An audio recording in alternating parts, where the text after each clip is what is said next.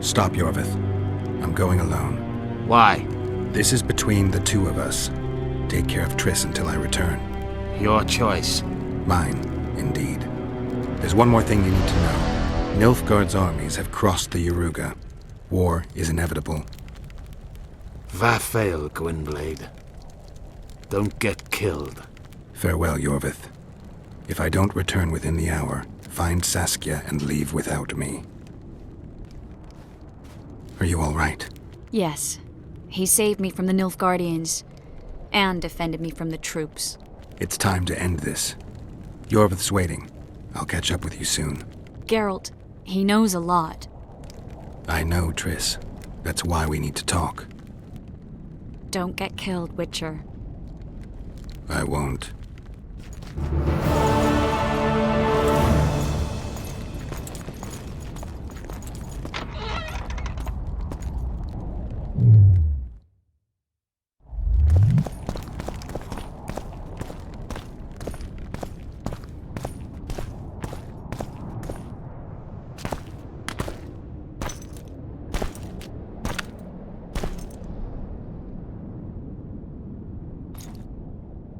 Took you a while? Is that bauble from Sheila's megascope? Mm-hmm. My final prank. I switched the diamonds. The one in the megascope has a flaw. Minute. But just large enough to warp the teleport. The Emperor's magic theorists assured me the effect would be spectacular. I let her escape.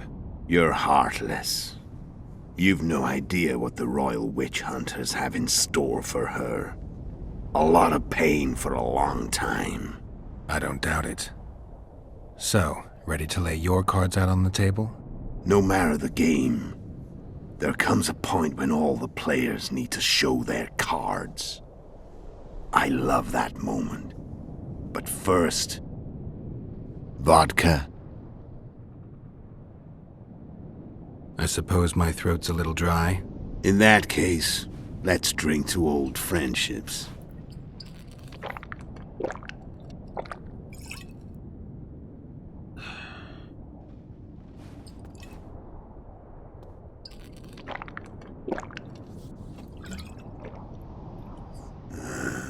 Recovered your memory yet? Not entirely. Remember how we first met? Yeah, I saved your life. Couldn't think of a nicer way to pay me back? Frankly, I couldn't. I mean, taking care of another man's woman, Yennefer. I can't fathom what you saw in her, but I suppose there's no accounting for taste. The winter solstice 1270. Midinvern, the night of magic. Letho wasn't lying, the hunt had stopped. At the Hanged Man's Tree, the spectral riders selected from among those they had taken. Yennefer was among them. A wraith cannot be killed, only driven away. Every Witcher knows that. Yet the riders fell beneath the blows of our Witcher's blades. Crimson blood flowed from under their dead men's armor. We could not kill them all. They were simply too many. A stalemate. He was different from all other elves. There was no shame in his gaze. He had never suffered persecution. He had endured no massacres.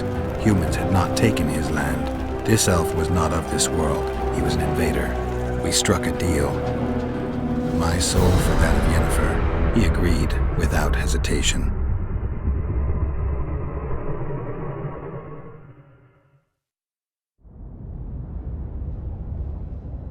Back with me, friend. Got the feeling you left for a minute. Memories. I remember the Hanged Man's Tree and the Wild Hunt. I remember the exchange. Me for Yennefer. So, cards out on the table. Unless you chase me all that way just to kill me. I chased you for lots of reasons. You owe me some explanations to start with. Let's say I do. Tell me about Yennefer. What happened after I departed? She was feverish for several days. Delirious. In agony. We thought that was it. She was on her way out. Somehow she recovered. But even then she was disoriented. Amnesia like you. What then? Well, the woman turned out to be quite a character. Throwing temper tantrums, trying to seduce orcs, trying to drive a wedge between us. After you so nobly sacrificed yourself, we thought it'd be dumb just to leave her somewhere. She wouldn't have survived more than a month. The whims and vigor of a duchess, but she was just a sorceress with no memory. We were in the heart of the Empire. And as I'm sure you know, Geralt, in Nilfgaard, mages who behave like that either drop their bad habits quickly, or are drawn and quartered by horses in the middle of Victory Square. So I heard. So we set out, wandered through the provinces. Everywhere we went, she got in trouble and we pulled her out. And then one day they captured us. The Imperial Secret Police. Me, Ox, Sarret, and Yennefer. Imperial Secret Police? Mm-hmm. We were separated, and they questioned us. Long and thoroughly, but it was uneventful, no violence. That's how I met Vatia de Rideau.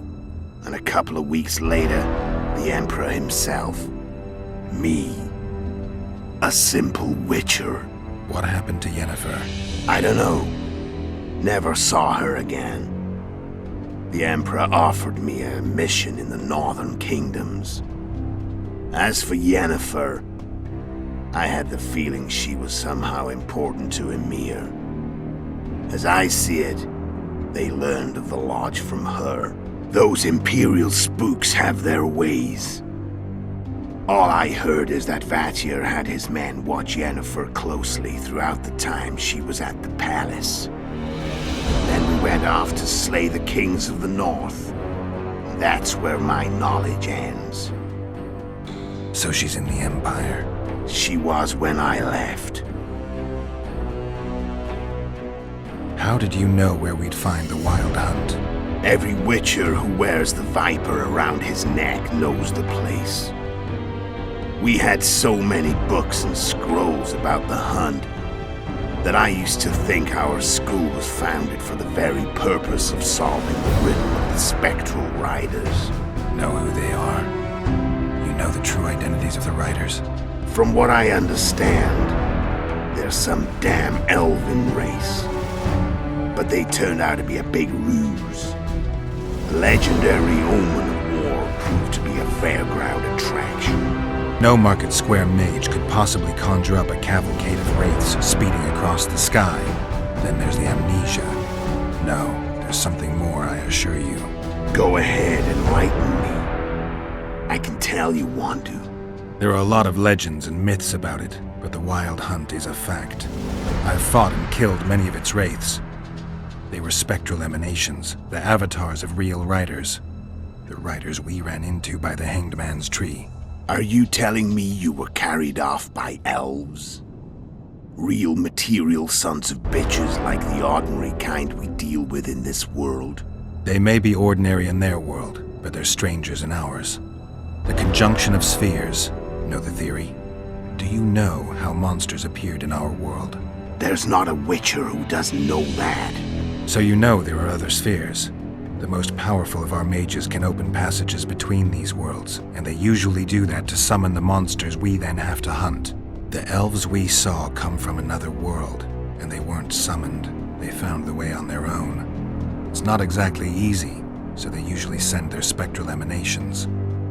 They come in person on special missions. As they did for you and Yennefer. So, elves from another world and their trained wraiths. What did they want from you? I've got an idea, but that's not your concern. How did a witcher agree to kill humans at another human's bidding? At the Emperor's bidding, Geralt. And he's no ordinary human. The rulers of the North come up to about where his Pauline's end. Why? Simple. He promised to rebuild the School of the Viper, The Witcher's Order where I came to be. Witcher's schools in the south fell into ruin long ago. And Witchers themselves became internal exiles, banned from entering most cities. Besides Seret and Ox, I know of 2 other Witchers of the School of the Viper who should be alive and on the path. I don't know where they are. Haven't seen them for years. Now they can come out of hiding. They can come home. Care to tell me what it was all about? Kill as many rulers as we could. Lay the blame on the sorceresses. Breed chaos. Prepare the North. Soften it before the invasion. And you know what's incredible? We could not have imagined more fertile soil. No matter what the war's outcome, the northern monarchs will accuse one another. Pursue their God-given rights. Seek vengeance and be at each other's throats for years to come.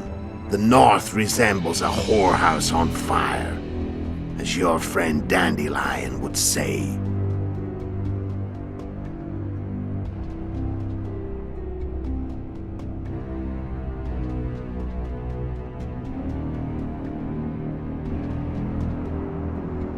How did you manage to contact Sheila? It wasn't a problem once I learned of the Lodge's existence.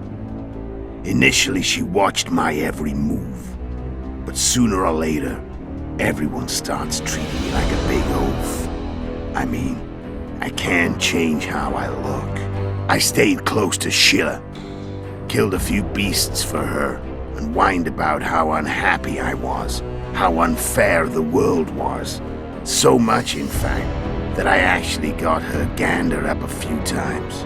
I made sure a few potentially trustworthy witnesses saw us together, could link us. Security in case I was captured. I also prepared to assassinate the King of Kavir. Esterad Tyson was to be the first victim of the mysterious assassins. But before I could do the dirty deed, Sheila asked me to slay Demavend. The gods had smiled upon me. I couldn't believe my luck. Here I'd been trying to figure out how to frame Sheila, and now all I needed was to carry out her orders and follow through. Where'd you get your information about the Lodge? From the Emperor and Vatier de Rideau, the Emperor's chief spy. And I believe they got it out of Yennefer. She recovered her memory? Nah. I'd never claimed she informed on her friends consciously. I expect they found a way to tap into her memory in spite of her amnesia, and without her knowing it. There was a sorcerer present when I was questioned. A young, proud intelligence officer. Whatever the case, they gave me a list of the sorceresses in the Lodge. Only Emir, Vatier, and I were present. Only we knew of the mission. How do you manage to slay Demavend? Sheila's magic. I mean, she could give us the king's every move. His habits, the positions of the palace guards, anything. All we had to do was navigate the labyrinth and land the final blow. Besides, she had plenty of gold for the preparations. Greased palms abundantly. It had all the makings of a cakewalk, but it's never that easy. We barely avoided our pursuers, and we wouldn't have if not for Yorveth Scoia'tael, another of Sheila's ideas. With Yorveth's elves, not only did we cut down Demavend, but traveling with them put us out of the Lodge's reach. We could calmly plan Foltest's and Hensel's assassinations. How did you know Foltest would come to the monastery solar? Yorveth and I planned Foltest's murder. The King of Temeria would have to deal with the lava lead sooner or later, and he made no secret of it. I was sure he'd want to recover his bastard children in the process. And where do they take the children when a castle is under siege? I had to become a monk, but I couldn't just arrive at the monastery and claim I'd one of Arion's patrols out in the forests happened on a Scoia'tael unit torturing a helpless monk. Arion's brave men drove off the elves and I found shelter in the monastery. No one noticed you had no wounds? I paid the monk who treated me a lot of orange to stay silent. Actually, it was only a loan, because I killed him later. Only the dead can keep a secret. And all I had to do was wait for the situation to develop. When I saw you enter the chamber with Foltest, I thought I might fail. Luckily, you failed. To recognize an old friend.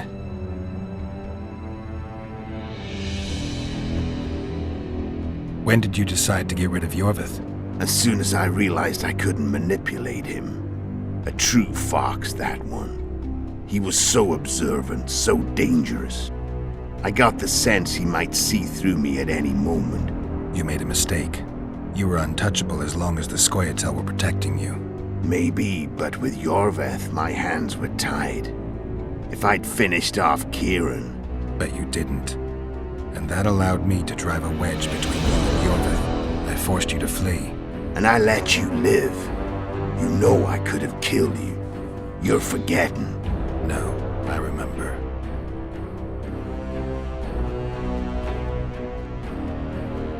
So Sheila was looking for you when she came to Flotsam.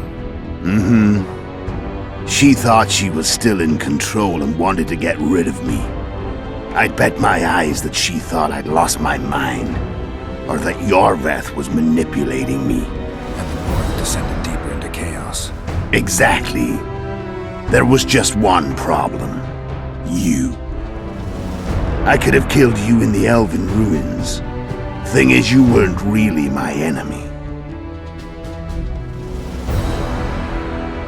You screwed up with Henselt. Sabrina's curse tore that down. First off, we got holed up in that hideout in the ravines. Then Sheila showed up and started watching Henselt like he was her own ass. By that time, his death was no longer necessary. Fate had smiled upon us again. I learned of the summit and the efforts to reconstitute the council and conclave. The ideal setting for the mission's grand finale.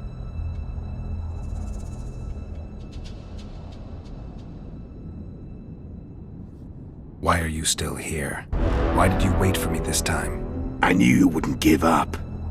I knew you'd pursue me. And I don't aim to hide anymore. Fact is, only you know the truth about me. Well, and a couple of folks whose word isn't worth spit anymore. I never saw you as a foe. I want to go my way. But if I have to fight you first, so be it. This story ends here and now.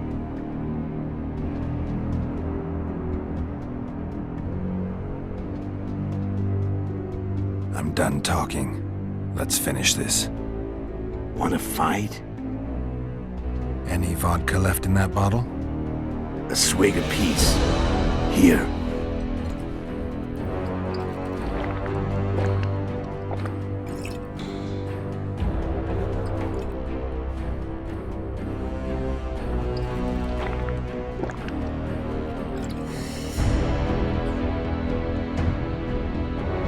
The Imperial army is probably crossing the Yaruga as we speak. Pure pandemonium will ensue. The North's finished. Time to go south, where the good life awaits. You're a fool, Netho. Both you and your Emperor are forgetting one thing. Misfortune brings people together. Very shortly, the North could be united like never before, thanks to you. But that's just not my concern anymore. I'm not your foe. I never was. Let me walk away and I will. You'll never see me again. Force me to fight, and this time I'll kill you.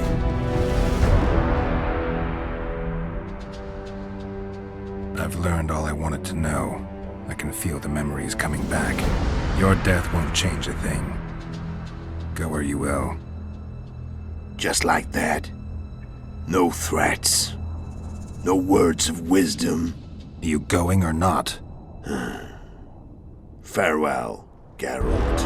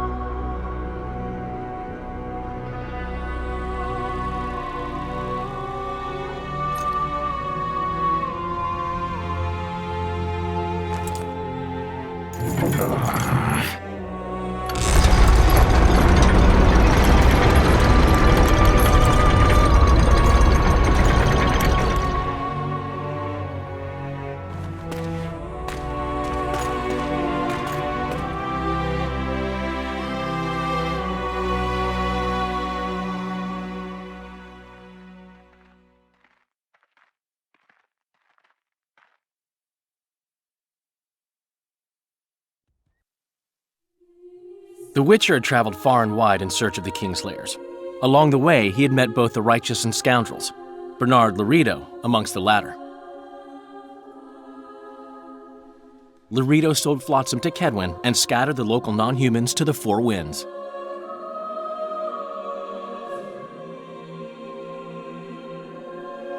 Flotsam became a military base. Its civilian population was resettled. In Edirn, the Witcher witnessed Saskia the Dragonslayer achieve a great victory. The Pontar Valley, previously Upper Edirn, became a promised land for outcasts who dared dream of freedom. Even sly old Zoltan Chive came to believe in this land of bliss. Yet dark times approached for the architects of the New Order. Dark clouds had been gathering over Temeria since Foltest's death. Stripped of its king, the land was like a rich cloth which nobles began to shred. These minor scavengers, however, scurried off in fear when true predators reached out for their prize. The summit at Loch Muin sealed the fate of Foltest's realm, when Radovid of Redania and Henselt of Kedwin divided it between them. A tempest descended on the north, at least partly the work of manipulative mages. It seemed the turmoil in Temeria, Edirn, and Kedwin would benefit them most. Common folk turned against sorceresses and all magic freaks, witchers included. Castles that had hitherto welcomed mavens of the magic arts now shut their gates to any who sought shelter there. A witch hunt ensued.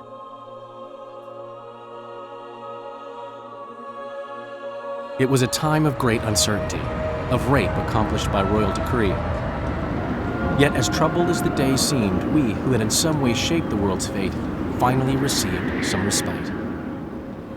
Zoltan resumed the quest for his beloved's hand, and I laid my head in the laps of the muses.